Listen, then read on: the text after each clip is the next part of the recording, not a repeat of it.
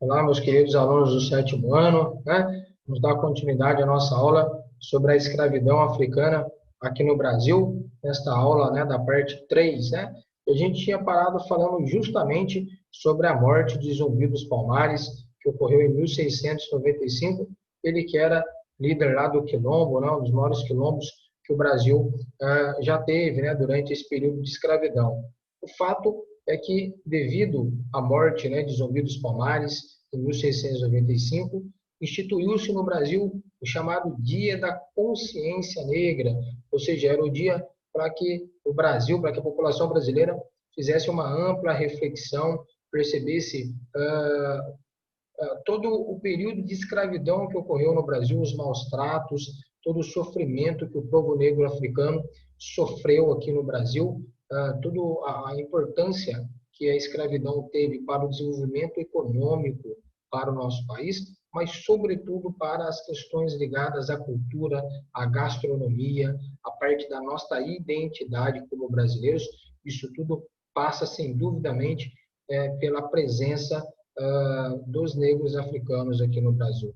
Não há dúvida das contribuições que eles deram para que nós formássemos aí toda a nossa parte de identidade, da parte da nossa cultura, né? Então, em memória de Zumbi, de toda a escravidão, como fruto, como memória desta resistência africana dos escravos aqui no Brasil aos maus tratos durante aí estes mais de 300 anos de escravidão, da violência causada pela escravidão, o dia da morte de Zumbi, né, que é o dia 20 de novembro lá de 1695, foi lembrado e ficou instituído como o Dia da Consciência Negra no Brasil. Do passado ao presente, esta luta aí, ela acaba ocorrendo, continuando. Há muitos movimentos negros, muitas ONGs que buscam ali alternativas para poder dar visibilidade a toda a história, a toda a cultura, a todo o legado da cultura e da presença africana aqui no Brasil. Então, há uma luta de conquistas sociais que vão ocorrendo através dos anos, principalmente para que o nosso país, como no dizer de Gilberto Freire, né, do mais alvo, ou seja, do mais claro, do mais louro dos brasileiros, existe o sangue negro correndo aí, africano, em toda a população brasileira. Pesquisas científicas mostram aí a grande presença, a miscigenação, a mistura, né, destas etnias, e não tem como não deixar aí de falar da importância da contribuição africana, da contribuição negra aqui no Brasil. O reconhecimento do direito, né, dos descendentes desses africanos, sobretudo dos quilombolas, de ter o direito à terra, à permanência de terra, para que essas áreas fossem desapropriadas pelo governo e criado ali quilombos realmente como a preservação da memória e preservação que aquele local foi um local onde teve a presença aí da escravidão africana no Brasil. E a questão do racismo, que infelizmente é algo que ainda existe muito e que é de uma ignorância, de um desconhecimento, tanto é que a Constituição, né, e o Código Penal brasileiro, a Justiça prevê como crime inafiançável, ou seja, não há fiança, e imprescritível, ou seja, não tem tempo para deixar de existir o crime contra o racismo, contra a injúria racial. Então, é uma punição que pode chegar aí, inclusive, à prisão.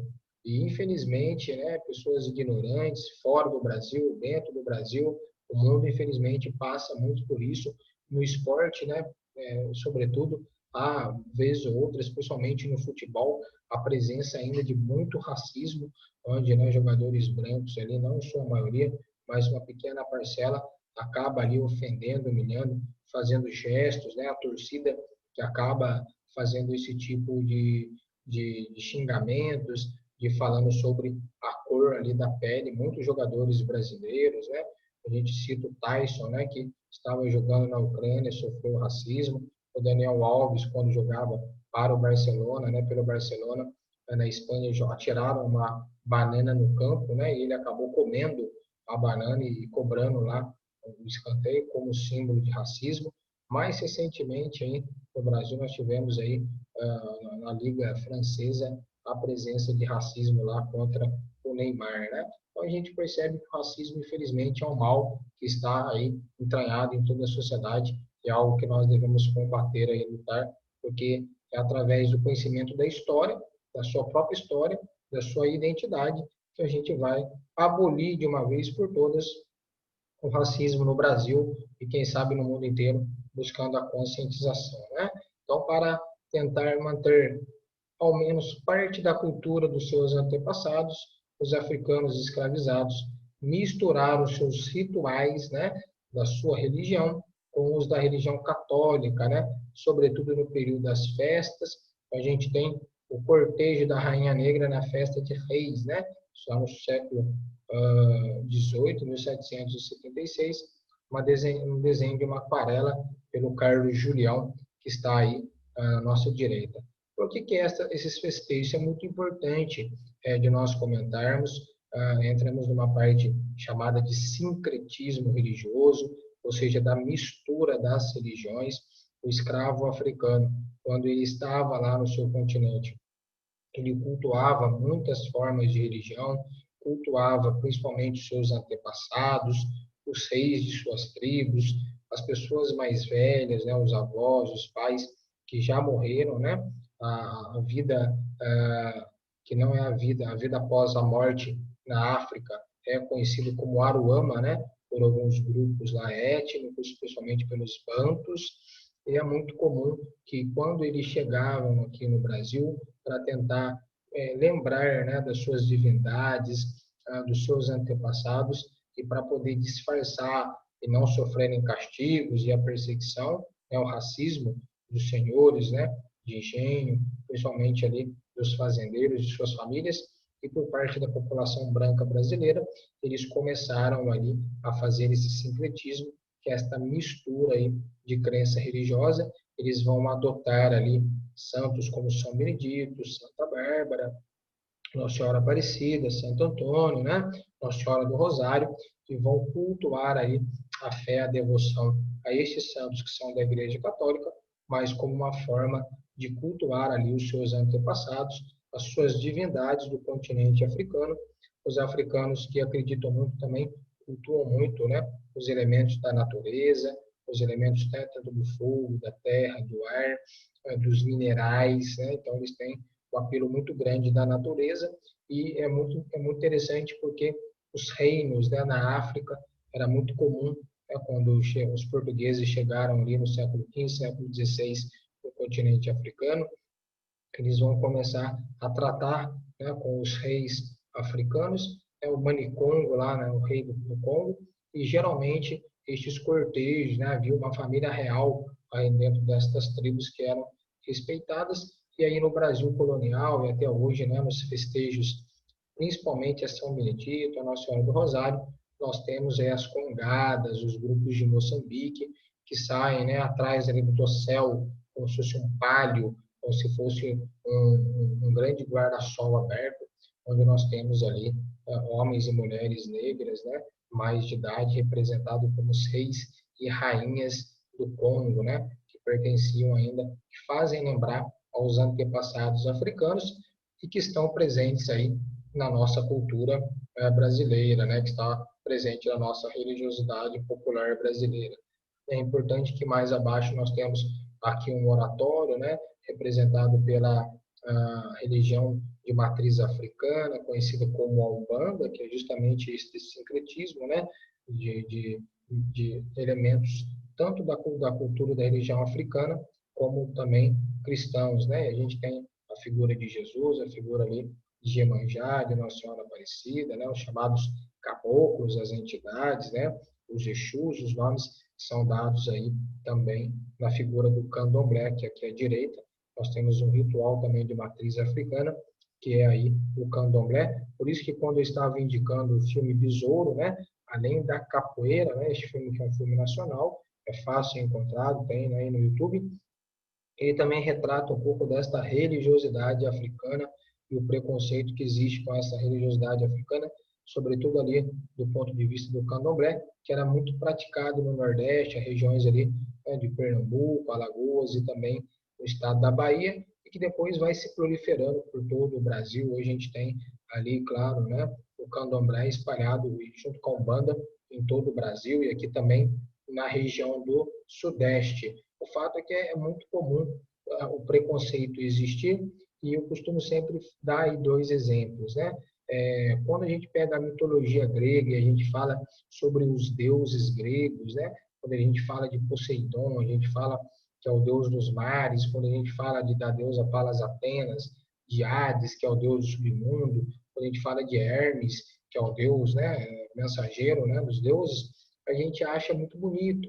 E quando a gente vem falar um pouco sobre a questão do candomblé, a gente fala sobre as divindades, né, as entidades do candomblé, muitas vezes a falta de conhecimento, a falta de entendimento, né, daquilo que você não conhece gera tamanho preconceito, né? Quando os membros do candomblé cultuam as divindades ali ligadas à natureza, quando eles falam sobre Exu, quando eles falam sobre Ansan, quando eles vão falando ali sobre as suas divindades, é como se tivesse, né, no panteão dos deuses africanos uma correspondência, né, aos panteões lá dos deuses gregos, né? Então, por que é da Grécia, porque é da Europa é aceito, porque é africano sofre do preconceito, porque é negro? Então, é algo para a gente também refletir. Outro aspecto que muitas vezes a gente escuta falar, né? Ah, professor, mas eles fazem às vezes oferendas, né? Eles fazem essas oferendas, oferecem muitas vezes pipoca, ou oferecem o sangue de galinha, oferecem a galinha, matam animais, né? Claro que isso para a gente gera um estranhamento muito grande, né? E a gente precisa entender que existe o bem e o mal em todos os lugares, né? Em todas as religiões, infelizmente, há pessoas que praticam o bem, pessoas que praticam o mal. Você não precisa estar dentro de uma religião para ver a presença do bem ou do mal. Isto existe, o bem e o mal existe no mundo, fora e dentro das religiões, né? Mas eu cito também como exemplo, né? Lá no judaísmo, na época, lá no Antigo Testamento, existe uma grande quantidade de passagens bíblicas que falam, né, que em oferenda a Deus, eles levavam lá a Deus na época, matavam, né, uma rolinha, levavam um carneiro, né, um cabrito para poder imolar em sacrifício, né, adoração ao Deus. Então, é claro que quando a gente pega também ali na parte da liturgia, na parte das práticas do candomblé, existe também aí a oferenda aos deuses, né? Então, é importante a gente, historicamente, fazer essa discussão para poder, de uma vez por todas, a gente tirar este preconceito, a gente tem que aceitar, né, o que é diferente, não significa que a minha religião é melhor ou pior, mas é diferente, né? E o Brasil é este país rico na sua diversidade, justamente por causa das diferenças e das opções. Então, a gente tem aqui ao lado, né, o Xangô, que é aí uma divindade cultuada no candomblé, ali está uma procissão, né, a adoração dos orixás, né, pela questão da humanidade. Aqui a gente vai ter a capoeira, que foi retratada pelo Rugendas, né, por este pintor alemão bávaro. Aqui nós vamos ter também uma outra divindade, né? A gente tem uma enciclopédia, né, das religiões africanas, né, aqui colocadas. Então, tudo isso são elementos aí desta cultura, desta diversidade, desta riqueza, deste patrimônio cultural africano, que é o patrimônio cultural aqui do Brasil. Nós temos aí as rodas de capoeira, a capoeira que era uma dança, mas também que era uma arte marcial cultuada pelos escravos africanos, né, em toda a Bahia, principalmente após a abolição, como uma forma, como um mecanismo de defesa ali contra as ofensas, contra as agressões dos homens brancos. A capoeira, que por muito tempo foi perseguida e proibida, a capoeira é um patrimônio cultural brasileiro. Existem muitos mestres de capoeira espalhados pelo mundo inteiro, abrindo academias de capoeira na Europa, né, nos Estados Unidos, e levando um pouco da nossa cultura, um pouco daquilo que os escravos trouxeram para o Brasil, para o mundo inteiro, e reconhecido aí como um patrimônio cultural do Brasil, né? Então, até nesta imagem fica claro a presença ali, né, de mulheres brancas, de homens brancos, né, de pessoas brancas participando, né, de mulatos, de morenos. Enfim, a capoeira não escolhe a cor para a sua prática, né? Aqui é uma imagem antiga que aparece no Brasil colonial, um acervo, né, que está presente lá na Biblioteca Nacional da Austrália, né, onde aparecem mulheres, escravos e homens negros africanos em momentos de folga aqui no Brasil, fazendo suas danças características, né? Então, aqui a gente tem também ali uma roda, escravos batendo tambores, a presença da fogueira para esquentar e para clarear a noite. Era muito comum libações de aguardente, né? Que eles tomassem também a cachaça e pudessem descansar um pouco ali depois do árduo trabalho, o trabalho pesado, né?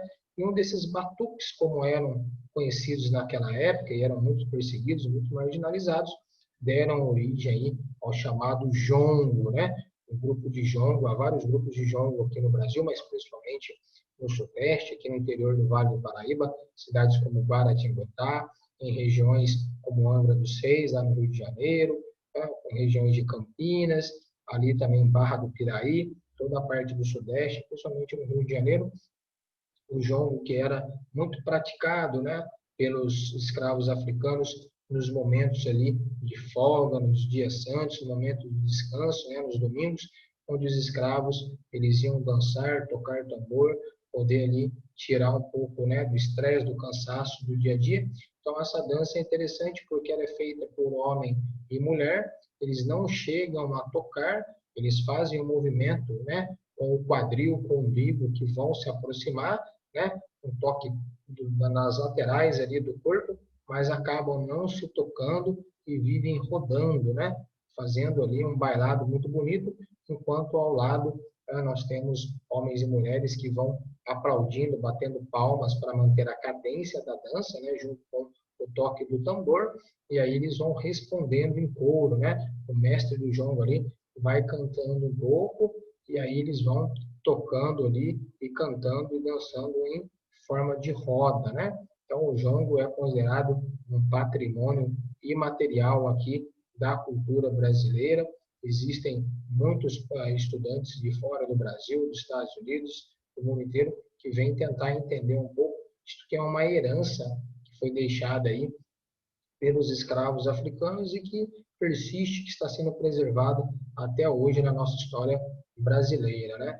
E os grupos de jongo, eles cantavam, né? Um monte de línguas, né? Um monte de cantos para poder avisar, por exemplo, que havia um perigo, que o capataz ou que o senhor estava chegando próximo, né? O jongo que é uma herança das festas que eram feitas durante ali o trabalho, né? No período de cativeiro, que embalava ali os trabalhos nas lavouras, né? Então é um patrimônio e é importante a gente respeitar, valorizar esta cultura que também é um pouco da nossa cultura. Estes homens e mulheres que dançam o jongo de hoje dançam e ao dançar remontam uma prática histórica feita lá atrás e vale lembrar que é uma forma de resistência que eles usavam, né, na escravidão e não é muito fácil entender de fato as mensagens que eles cantavam, né? Eram mensagens cifradas e cabe dizer que o jongo, né? Esta forma de tocar aí com os atabaques e de cantar aí, né? Com os tambores, deu origem, né? Às escolas de samba lá do Rio de Janeiro, né? A gente fala sobre os morros cariocas, né? Com a presença muito grande de negros africanos após a abolição, negros esses que deram origem às comunidades, a comunidade da Mangueira, o Império Serrano, por exemplo, né? O Império Serrano é uma escola de samba que tem aí as suas origens, né, nos grupos de jongo. A gente pode dizer que o jongo aí é o avô, é o pai do samba que nós conhecemos hoje, né? Então, a gente, quando fala um pouco aí sobre esta cultura, a gente está voltando um pouco no passado. Bom, meus queridos alunos, então a gente estava falando sobre a questão do jongo, né, uma manifestação cultural muito importante aqui no Brasil, muito importante aqui no Vale do Paraíba, e nós temos também alguns festejos espalhados em todo o Brasil, tem uma representatividade muito importante para a nossa cultura, para o catolicismo popular, e que também tem aí as suas raízes, a sua identidade ligada na escravidão africana, né? Muitos festejos aqui no Vale do Paraíba, sobretudo em devoção a São Benedito, né? Contam com a presença de muitas congadas, muitos grupos de Moçambique. E esses grupos de Moçambique, essas congadas, elas vêm representando aí este passado africano aqui presente no Brasil colonial, É muito comum que estes homens e mulheres, né, professem aí a sua devoção, né, a São Benedito, a Nossa Senhora do Rosário, muitos deles aí trajando colorido, muitos trajando aí as suas indumentárias, os seus terços, as suas cores, bastão, né, do capitão do Moçambique, ele representando a autoridade, também dos chefes tribais daquele período ainda do Brasil, ainda, né, do Brasil colônia, quando Portugal tinha suas relações comerciais, quando de lá do continente africano vinham escravizados africanos aqui para o Brasil, né? Então eu espero que vocês possam ter entendido, que a gente possa ter crescido um pouco mais sobre a nossa identidade, sobre o nosso conhecimento sobre a história do Brasil, sobre a nossa identidade, sobre a nossa formação social, que é tão importante e conta aí com a presença muito fecunda, muito rica da cultura negra africana no nosso país. Né? Então, se você gostou, deixe aí o seu like. Se você ainda não é inscrito no canal, se inscreva, clique aí no sininho para receber aí novas informações e notificações aí do nosso canal, tá? Então, um grande abraço. Qualquer dúvida, eu estou aí à disposição. Até a próxima aula.